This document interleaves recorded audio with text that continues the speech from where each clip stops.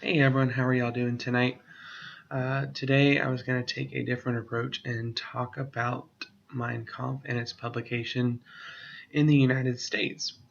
I thought it would be an interesting topic for discussion because after doing some Googling on the little On This Day in History sites, I found out that on this day, September 29th, 1942, Mein Kampf was first published here in the United States.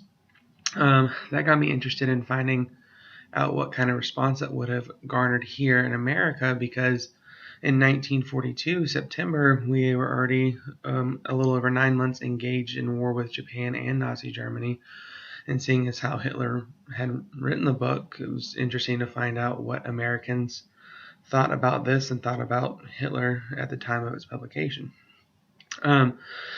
I thought this could be a good topic for an American History 2 course when analyzing the impact it had on the home front. Hitler's book carried a lot of heavy material with it, and it was certain to have some sort of impact. So in order to conduct this research, I used the Proquest database on newspaper articles, and I did find several pieces of information on Mein Kampf's publication.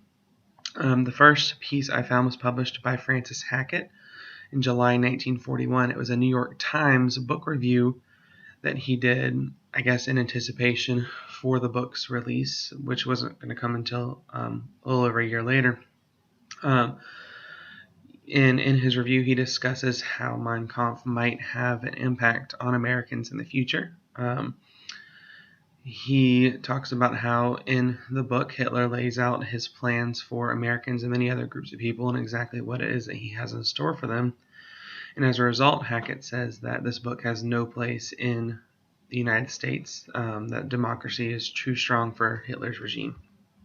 So for the next source I found, talks about the massive propaganda that's contained within the covers of Hitler's book. This material was used to create Nazi propaganda outside of the book, and one key piece of information I found was on a pamphlet posted that said that the United States was still intact, but Hitler planned to destroy that unity both physically and mentally. And this was definitely a psychological warfare tactic geared towards the American people and the American psyche, especially if the war had taken a turn for the worst.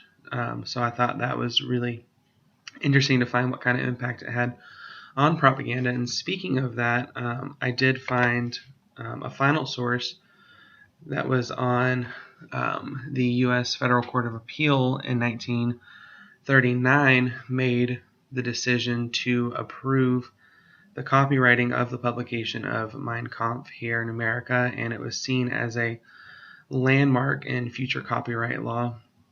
And I thought it was really surprising to see just how much of an impact Mein Kampf had, that there would be such opposition that it would be taken up by the U.S. Federal Court of Appeals. And just seeing that the Federal Court of Appeals ruled in favor of the book was really surprising to see. And I thought that could be of good use too, because it could just set up a discussion in the classroom of talking about the divided politics of the court then and now, and how it just seems to be a continuous issue. So I just thought this would be a really interesting topic to talk about this week.